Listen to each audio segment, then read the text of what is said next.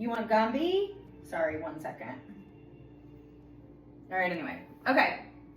Hello, everyone. It's just me, obviously, and Sebastian, and Gumby, and all of his little toys. By the way, carrots, celery sticks, most fruits and vegetables are good for them to chew on, eat, whatever, play with. So before we get into some very dark discussions about my book, I was just going to say I hope everyone had a relaxing New Year and holiday and all of that. So it is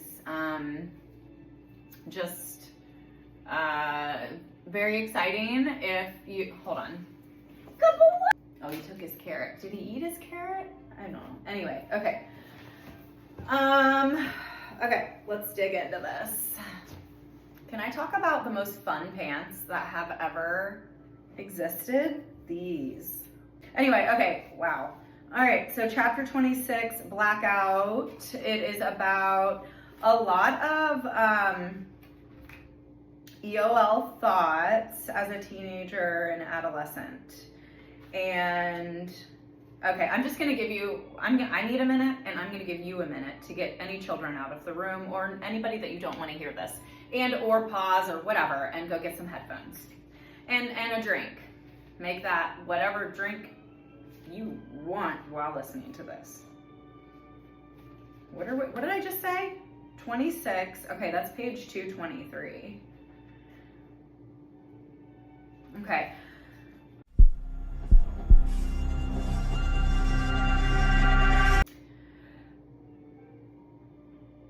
Okay, so I'm starting out here at the end of 7th grade. I'm just gonna read the intro to kind of catch us up where we're at. We're about halfway, no, we are more than halfway through the book at this point, okay? And the last page of chapter 25, page 222, if you wanna follow along. I'm just gonna skim over the last paragraphs so that we can like catch up where we're at if you have not read my book yet, okay? So I had thought that if anything could save me, it would be therapy, where you're supposed to be able to tell all of your secrets. But my secret mission of taking my own life was getting closer. I wanted to show the adults and all the therapists of the world that this was not how you treat an abused child, especially facing a terrifying terminal heart condition that every single day of her life. I wanted to show the doctors that you can't tell a kid she might live and that there's no cure for her disease. In my SUICIDE letters, I'd tell all adults that this is what happens when there's no way out. I was trapped, whether I told on Clip or not. Clip, C-L-I-P, that is the boy that abused me my entire childhood. The reason that name is used is, you will find out at the end of the book. And I wrote in layers. I'm very cryptic with a lot of things in this book. So there are layers and layers and layers that I think most people don't even pick up on. Just from conversations that I've had with many people who have read my book. I'm like, oh, did you see this or hear this or think that or that? What? No, huh? I'm like, okay, well, this is a book that you could read multiple times over, and it's like one of those movies where you watch it and every time you watch it, you're like, whoa, I'm totally missed that the first time, because there's a lot of a new emotion coming up, okay? Like when you're watching a movie or documentary or whatever for the first time, reading a book that is extremely emotional, or pulling out a lot of triggers and your own traumas, there's a part of that your brain is going to disconnect from that. You're going to disassociate a little bit, especially if you can relate to the trauma that's going on here that I went through. And so that disassociation is going to actually make you not really be able to fully be present in everything that you're reading. And so I do recommend you read this over a couple times. I have heard people that are like, they're already like reading my book for the third time now, since it's been, 4 years. So Anyway, so, okay, I was trapped whether I told on clip or not. Again, you will find out. It's cryptic, but you will find out why his name is that. It blatantly says it. However, it's very subtle.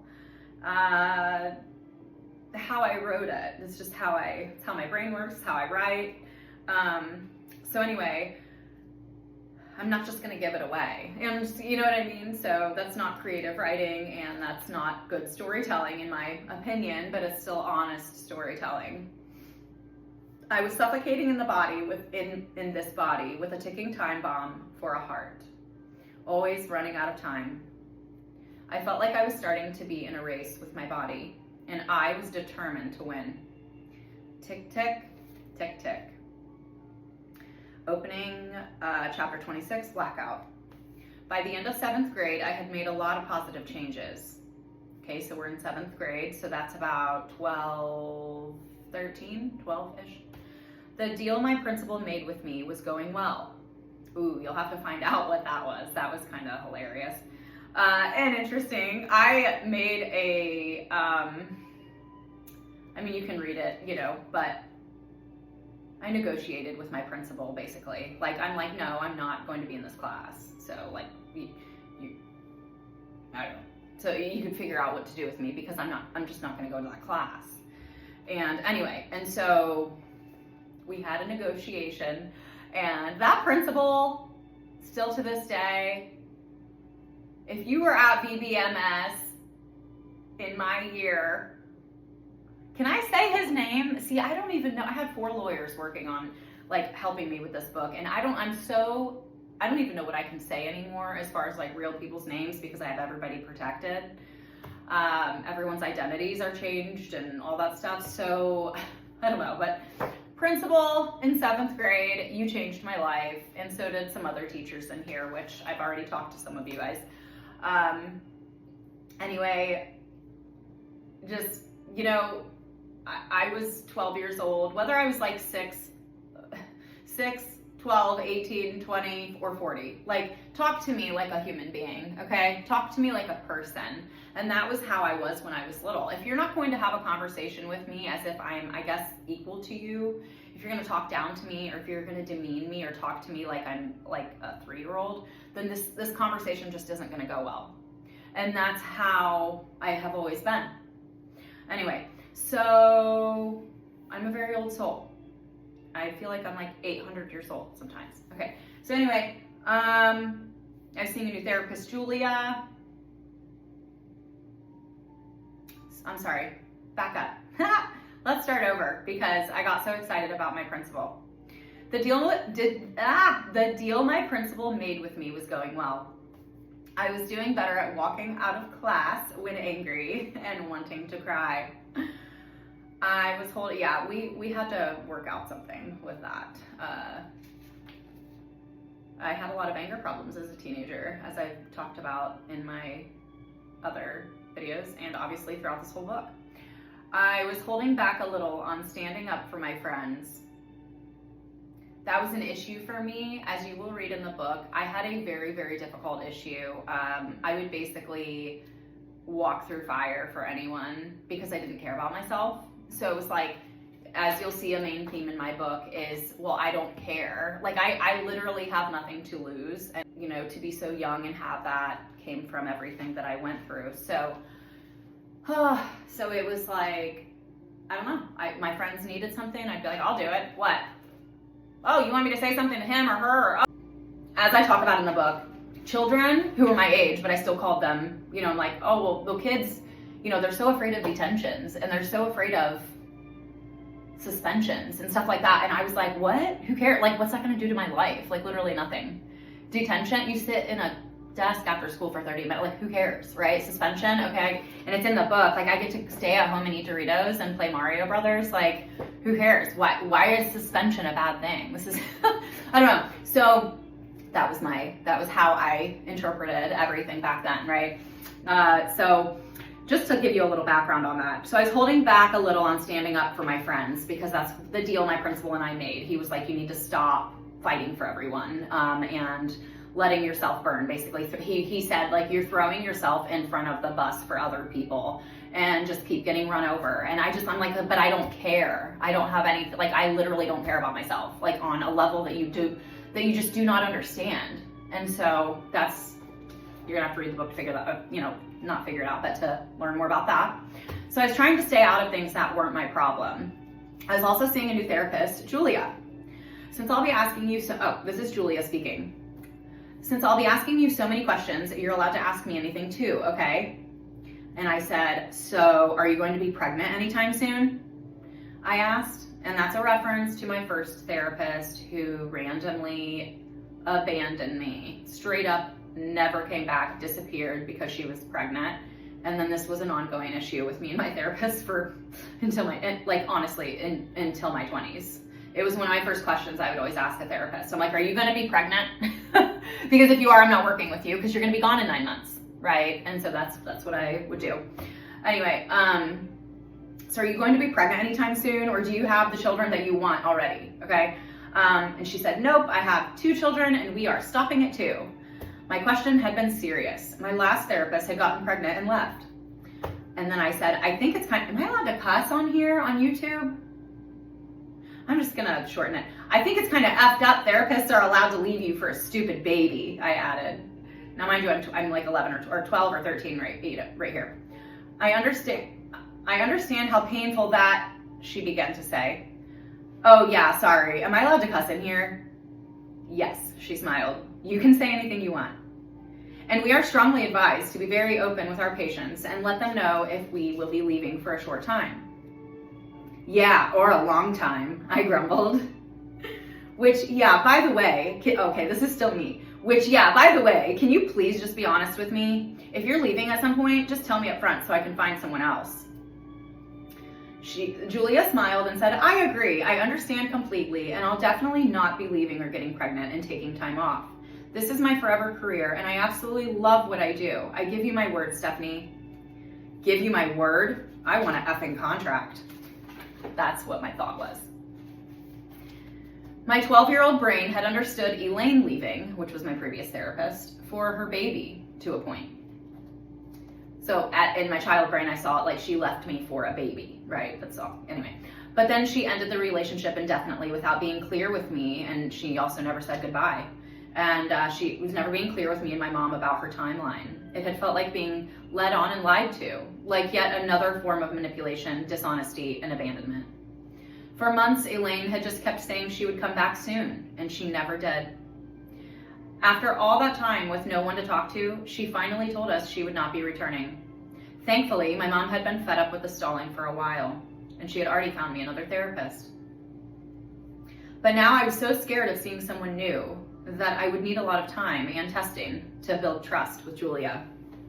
At least Caleb, my brother, my biological brother, Caleb and I had the same counseling office now. He had a man and I had a woman who were both young, cool, and smart. My mom would take us and read in the waiting room. When we were done, she'd have to meet with them separately for a few minutes each. While she was doing that, Caleb and I would make jokes and eat as many cookies as we could until we heard someone grab the doorknob. I never knew what he was in counseling for, and he never knew what I was in counseling for. I just didn't understand why he didn't like it as much as I did.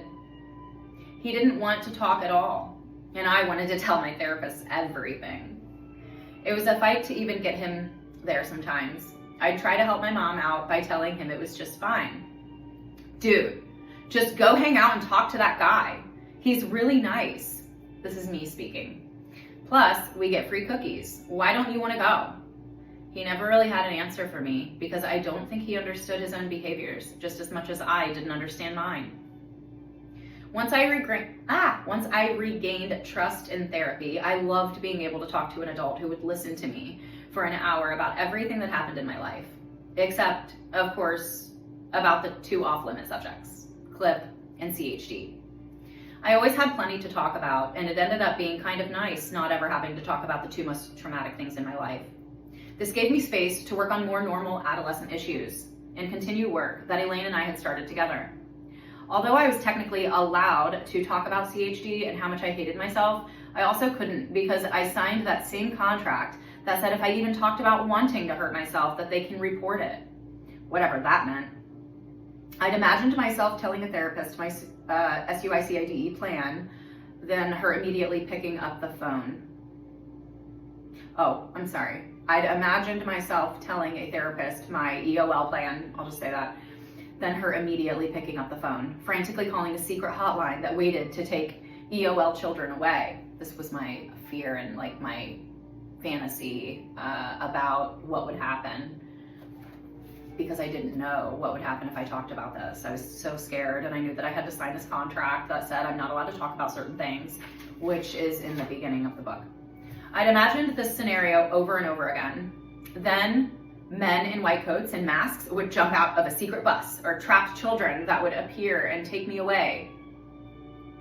They'd lock me in a hospital room, strap me to a metal bed with bright lights shining for hours in my face, just like when I was 3, to do experiments on me, and I'd never see my family again. This was my fantasy that I replayed. Maybe fantasy is the wrong word, but my fear. My looping fear of if I talked about wanting to hurt myself. Aside from Clip's bedroom, there was nothing that terrified me more than a hospital room and men in white coats. And no one ever told me what exactly happens if I did tell a therapist I'd had a EOL plan. I avoided the subject of CHD and how bad it messed me up because it always led me down a dark path of EOL. This is hard to keep changing this word. EOL fantasies. So anytime my health was brought up in any way, I'd ignore it and talk about something else. You cannot, parents, teachers, therapists, police officers, government people, whoever you are with any ounce of power, or if you are part of what I call, well, what everyone calls the village, but it's on my, the village of raising children, the village of shaping children's minds, please listen to this. This is on page 225. It's the 3rd paragraph down. 4th paragraph down. You cannot talk to a chronically ill child facing death without talking openly about death and EOL thoughts, end-of-life thoughts and dreams. It is simply not realistic. We shouldn't have a threat of punishment or fear of being taken away, or being honest about how a chronic or terminal illness affects the mind. This is one of the biggest reasons I wrote this book. I'm trying not to cry right now.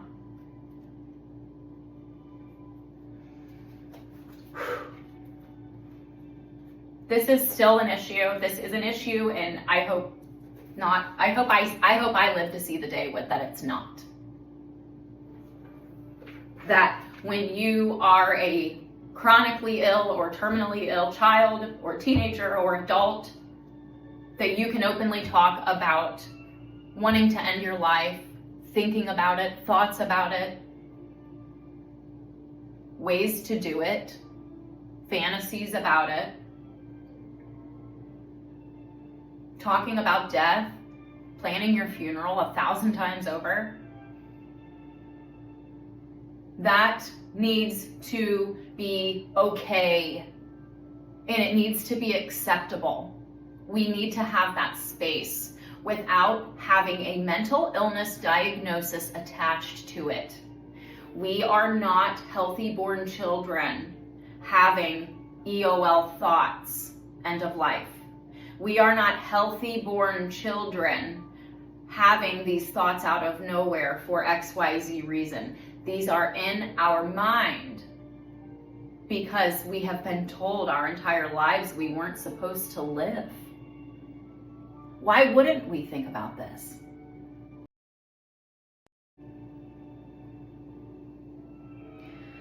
Since I really did want to help understanding myself, I was able to laser focus on other issues. For example, I didn't get why I went from 0 to 100 sometimes, with only certain people and in a specific environment. Triggers and panic attacks weren't in the lingo then, but I knew random things would set me off and make me want to jump out of my own skin. In reality, those things were very specific that I did not know yet. and had to do with abuse and PTSD. Neither Elaine nor Julia used these terms, but we knew that I had anger problems, is what they called it in the 90s. We didn't have, they didn't give me these terms, you know. Maybe in other parts of the US or the world there were terms like panic attacks or anxiety, but I had never heard those words until my adult life, and that is part of my second book. When I first heard the word anxiety, when I first heard the words panic attack, things like that, that's in my second book, okay? And I was in my 20s when I heard those words. But we knew that I had anger problems, just like my brother and a few other kids that we knew who went to counseling. I felt hopeful Julia would help me with other issues and therefore maybe make it a little easier to deal with my health and CLIP. I saw her once, sometimes twice a week, trusting her more each time. I'd fill our time with healthy teenager problems that I knew wouldn't get me reported. Hating my body, how stupid I was in school, girls hating themselves for things like having freckles and family issues. I'd make sure to leave my appointments smiling, even though I knew I was going home on Clip's puppet strings with a ticking explosive in my chest. I don't know if I made a video about it yet, but I do get into talking about, you know, the anger that I had in the locker room with girls and being bullied and stuff like that in the locker room, and being very uncomfortable, and just like the anger that created in me as a child, which then came out as a teenager, because I was very quiet as a little girl, and then it all came out after I started my period. And so I think I talked about that in a previous video, but yeah, I would just be fuming on the inside when girls would be like, I have a freckle? Like, what is this? Like, I'm like, how do you even see things like that? Or stretch marks, or, you know, little things that, I'm not talking, like, yeah, there's 100 stories out there that people are going to be like, well, my body's covered in stretch marks. Yeah, obviously I'm not talking to you, right? Okay, I'm talking about the very, like, the skin colored basic stretch marks that we all get from growing. Women get them on, you know, on their chest, boys and girls, you know, sometimes get them on their legs. I have, you know, I have some on my legs.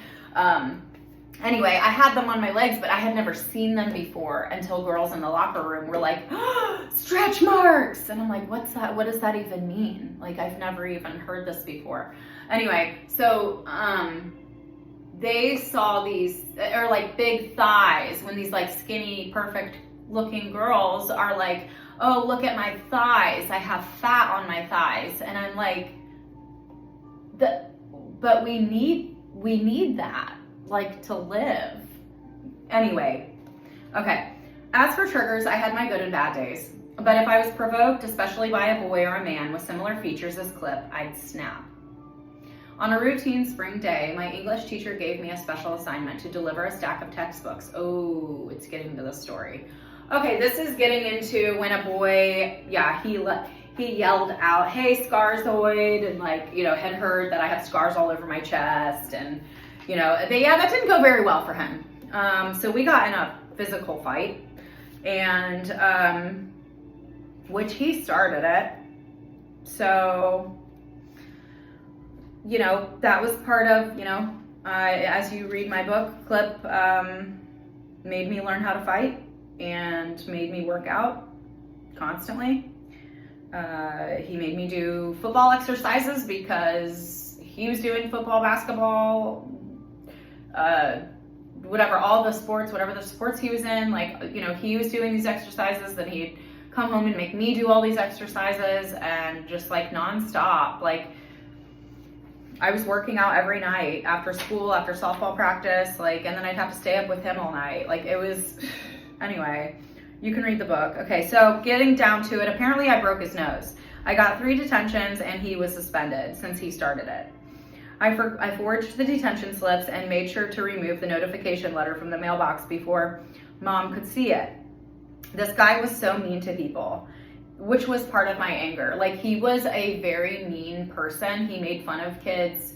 He bullied kids, he pushed kids, he was violent with kids, he picked on kids smaller than him. So those are the exact type of people that I was like, bring it, let's do this back then. Because again, like I didn't care. I didn't care about myself. I didn't care about anything, okay? No one and nothing to lose.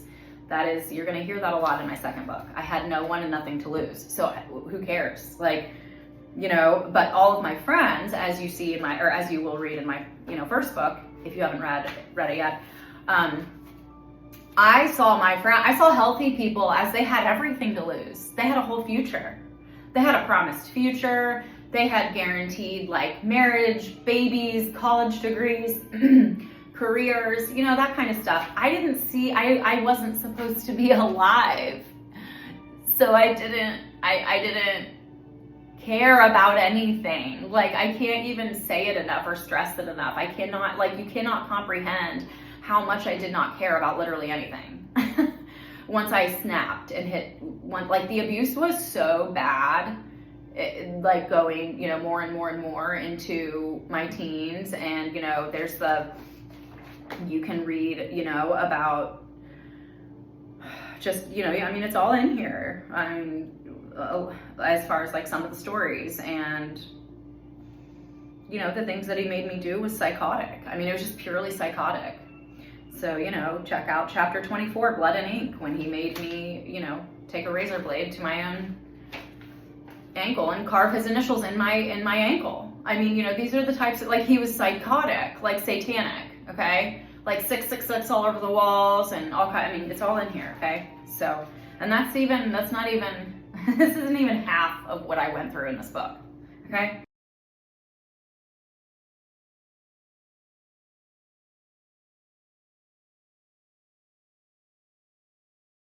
So anyway, so yeah, I broke his nose and got 3 detentions. He was suspended since he started it. This was a guy who was so mean to people. Kids started thanking me for someone finally breaking his face. I felt disappointed in myself and confused as to how it even happened.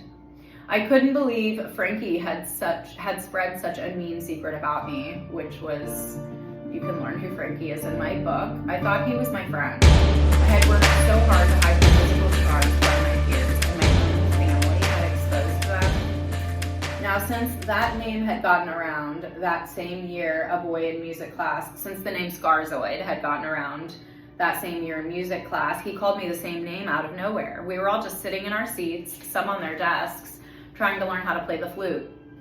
Then I heard Scarzoid. And guys were laughing and making fun of me and calling me, you know, just making fun of like my body. And, you know, I've never worn clothes that show, you know, that's not how I was raised to dress, nor that's not how I chose to dress. Because of my scars, also because I wasn't comfortable that way. That's not how I wanted to present myself ever. So, guys were laughing, high-fiving each other, etc. I stood up quickly and said, "Who said that?" I yelled. 2 students pointed to a kid up front. I'm having this, like, have you seen the scene in Dumb and Dumber where he's like, "He did it"? Like, that's what I'm thinking about right now. He looked up at me, still sitting in his seat, and with a smirk, he said, "I called you Scarzoid because you're disgusting and covered in scars. That's why you always dress like a guy in big baggy shirts." Because I wore like really, whatever, baggy stuff, just to like hide my body. Him and a few boys laughed. As he was talking, his face morphed into clips, and I started to lose consciousness.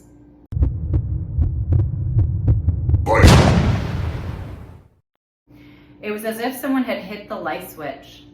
Then the flickering of black and fluorescent bright lights began. Before I could even take a breath or a step back, as Julia had suggested, I guess I started punching him in the face. The next thing I knew, someone had pushed me across the room, and I slid on my butt and slammed into the wall.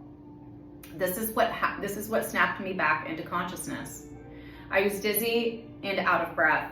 Everyone was scrambling around so quickly. Some students were covering their faces.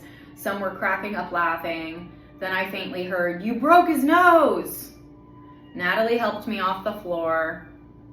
Hi, Natalie, I love you. Anyway, Natalie helped me off the floor and we walked over to him, still sitting at his desk. Natalie looked at me laughing. They're talking to you, Steph. You just punched that kid in the face like a bunch of times. I looked at everyone standing around us. What? There's no way I did that. Dude, look at him, someone said. The kid was yelling and crying, hands cupped over his bloody, oozing face, dripping everywhere. My right hand and shirt, blood spattered. Like a forced round of bloody knuckles with Clip. That was also something he made me play. Clip made me play. Bloody knuckles. He made me do all kinds. Just read the book. I remembered yelling at him clearly, but not punching him. The teacher was scrambling around and a bunch of men came to the door. A couple of them escorted me to the office and the others brought him to the nurse's station. I was pulled from music class, suspended for 5 days, and had to go back to school counseling, in addition to seeing Julia. I don't know if he got suspended or detentions, but his mom made it so that we wouldn't be in classes together anymore. It turned out I had broken his nose too. I started to recognize that I'd black out when I got really mad.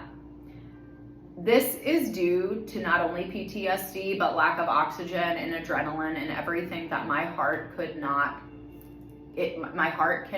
deal with excessive stress. I black out. I lose consciousness. It's happened literally my entire life, and it was very important to me to put this in my book to teach people that and to raise awareness about this. If this happens to other CHD people that I know it has, because you've told me, you've shared this with me.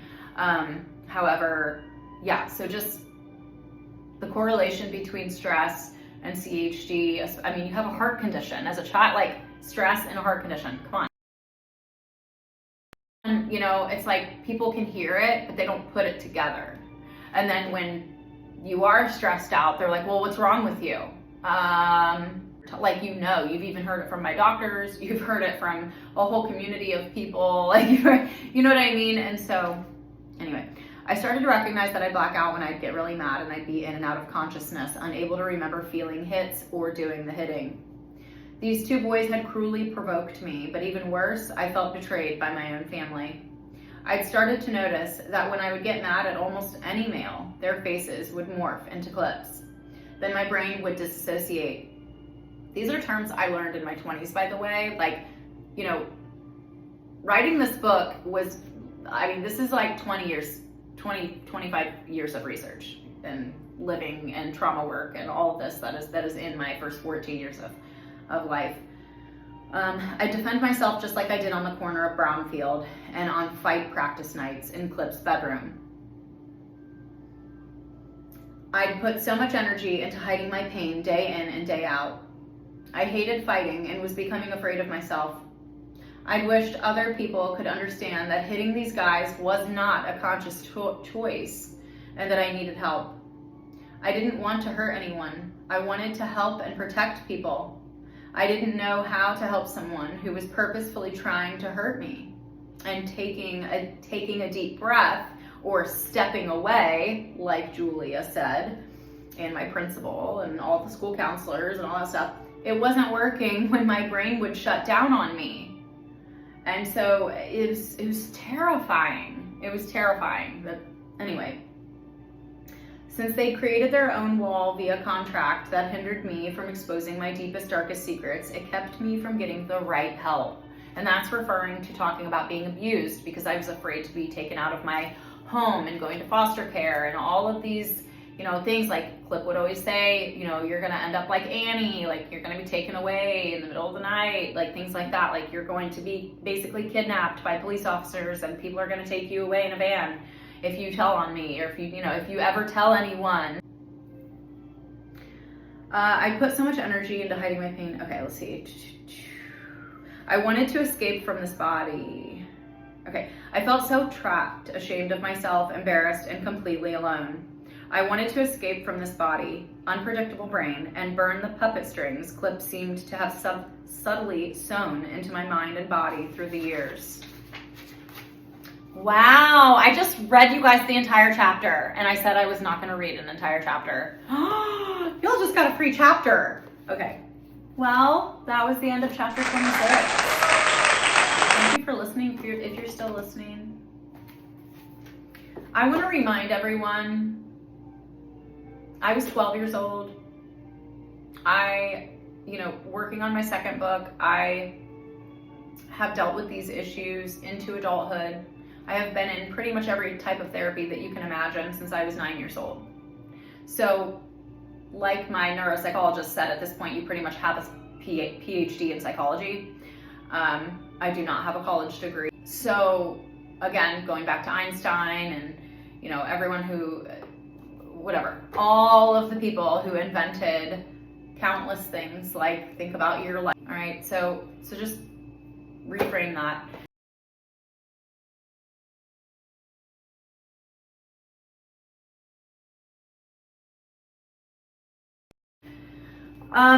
So that was chapter 26, and I just wanted to kind of recap on that it does continue into my second book, and I give you more answers, and just kind of like where I went with my therapy and what happened with my anger issues and how I disintegrated all of that through the years and into my 30s. And, it's just less and less as I have gotten older and developed a completely new language, which is trauma language. So I always love when I meet people who speak my language, is what me and one of my best friends say. We can speak trauma, and it is a certain language that, there's a lot of terms and a lot of things that we just know that we know what we're saying. And if you're in trauma world, you know what I mean. And it's very comforting to be able to talk to people who understand that world thoroughly in and out, who have done the work themselves, and then also teach it. I have a lot of anger examples throughout my book that are, just pure teenage rage. And if you are listening to this and you can resonate with anything that I said, either as a parent or teacher, or police officer, whether for yourself or with people that you help, or if you're a teenager watching this, or older, whoever you are watching this, if you can resonate with anything that I say, the blacking out, the disassociation, whether you have an illness or a disability or not,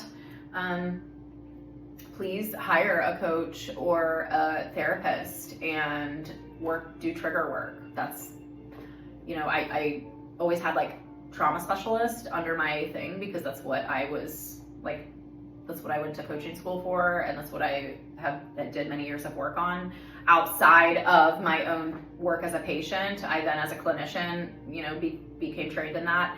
And so I then changed it to trigger work, because people a lot of times don't like to associate themselves with having trauma. And so I was discovering that once I got to the practitioner side, I was like, oh, okay, so a lot of people aren't responding to trauma work, but they do respond to, are you in need of discovering your triggers? Are you interested in figuring out like what makes your blood boil? What makes you snap? What makes you, all of these things? That's trigger work. And so if you want to reframe that and not identify with the word trauma, then do it. It doesn't matter. You know how if you've been following me for X amount of years or months or days or hours, whatever, I don't really care about labels. It's just flip it how it works for you and call whatever works for you to then go do the work, because it's all ego. It's just all ego. And ego is run by fear. And it just doesn't get us anywhere as far as the therapy route, where, when we're doing trauma work or trigger work or digging into ourselves, the ego is screaming like, please, whatever you do not go to therapy. That's the last thing that the ego wants to do, is have like a light shown, like bright light right on it, and saying, hey, I see you, I hear you, and you have a lot of pain.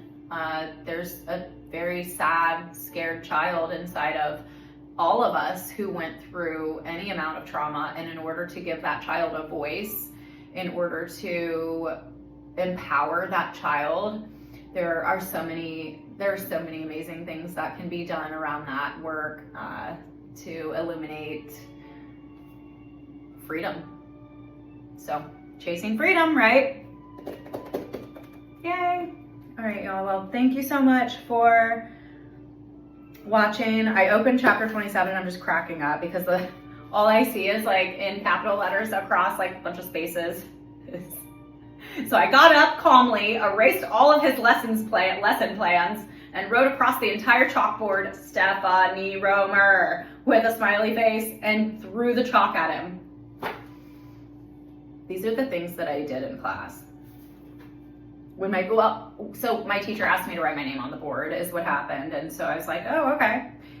I'll write my name on the board. I erased all of his stuff, wrote my name all the way across the board, extremely large letters, and did a smiley face. Threw the chalk at him, grabbed my stuff, and left. Or this could be about the few days before that, when the same teacher asked me to stop talking during class while I was very quietly giving advice to a friend who lived in a horrific abusive situation. I said, no, I'm not going to stop talking actually, but you can keep teaching and stop interrupting yourself.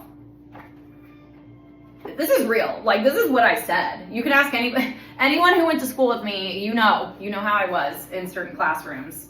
This was a math teacher, this was a science teacher who was a pedophile. Like, my spirit I knew things, okay? And so if you're going to be a creepy psychopath and you're going to pick on me in class, that's not going to go well. I don't care if I'm 7 or 12 or 48. Like, it's just not going to go well for you because you're a horrible person in the world. Like, be a good person.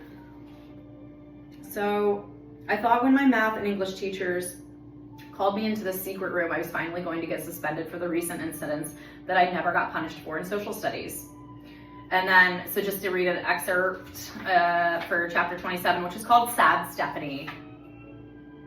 My teachers brought me into this like secret room that nobody ever knew existed because it blended in with the wall. And they sat me down and they said, we brought you in here today because we've seen a dramatic change in you, Stephanie. We're worried about you.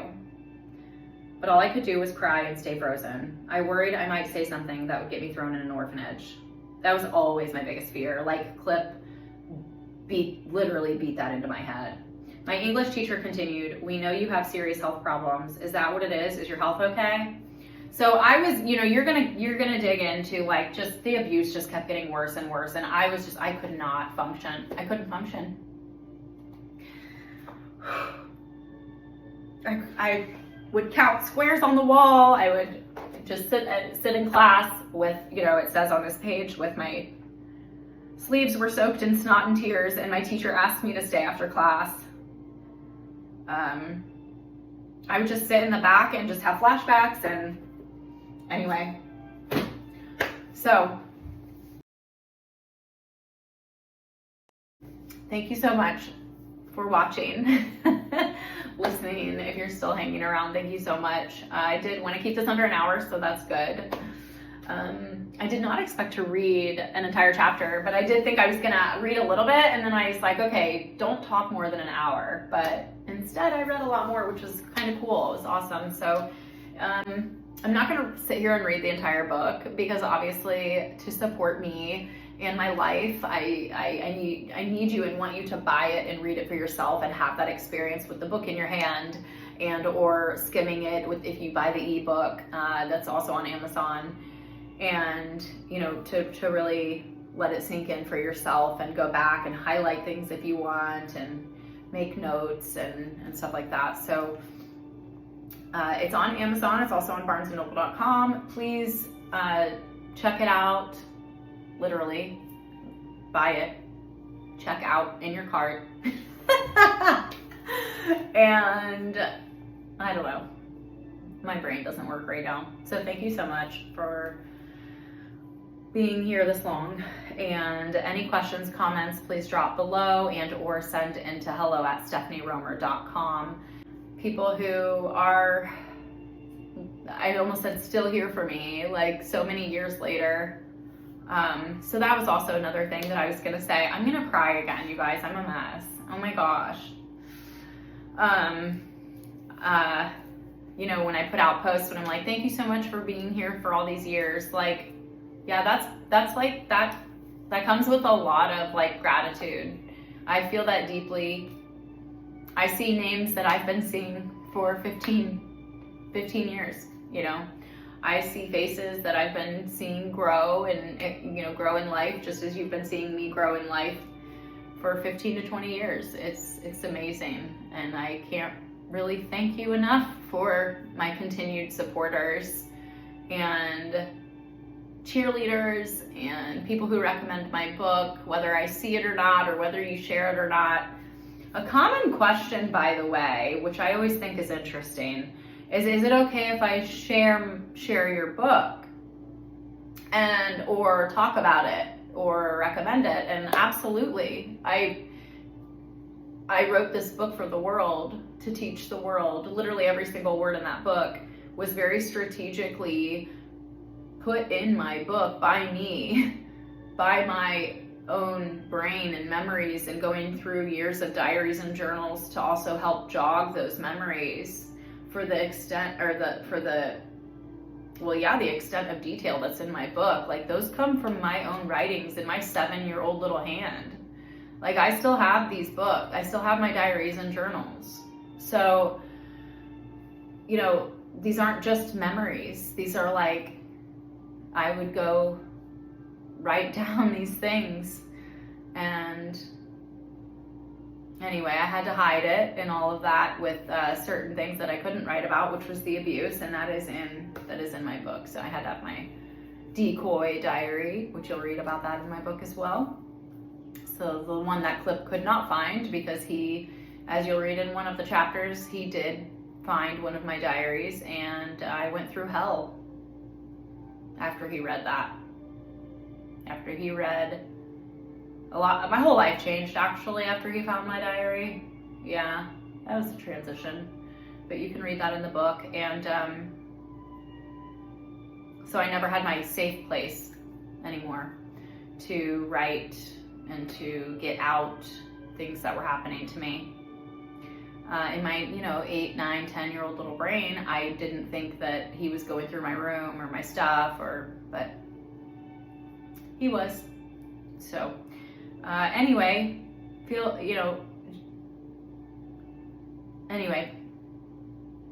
there are tons of stories in there. It's a roller coaster of a life that I have lived. I'm here to talk about it. I absolutely want you to share and post. And I mean, if everybody tagged me who read this book, like, that would make me feel so loved and supported. And, I think because of the content of the book, people are like, well, do you care if I tell my friend about this book? And I'm like, well, no, I want you to tell like 800 friends about my book. Like, create a book club. I would love to. I started that many years ago, and that's a whole thing. So if you are interested in that, something that I ran 4 years ago when my book first launched was I did do discounts. I offered discounts for bulk orders, for signed copy bulk orders for starting a book club. So if you are interested in that route, please let me know, and I am very happy to send bulk books to one address, and for a very discounted price for starting a book club. And we can work on some things together, like Q&A with the author and things like that.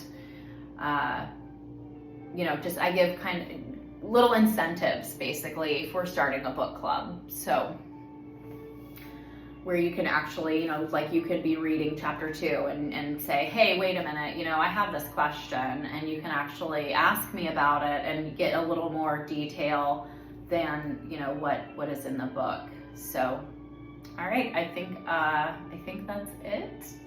Thank you so much, and I will see you guys next time, or Alex and I will see you guys next time. And look out for the video on death and end of life thoughts as a child, teenager, adult. Alex and I just made. So I can't remember if we covered like what all ages we covered, but we do talk about that. Like that's the, you know, one of the main subjects that we talk about. So if you have any questions, comments, and want us to make a follow-up video on that, or want me to make a follow-up video on this, then you know the drill. Send in your questions, comments, and we are going to eventually do a Q&A video here. I was going to do like end of January or for Heart Month, so that's why I haven't done one. That's why we haven't done one yet, by the way. So thank you so much, and bye-bye.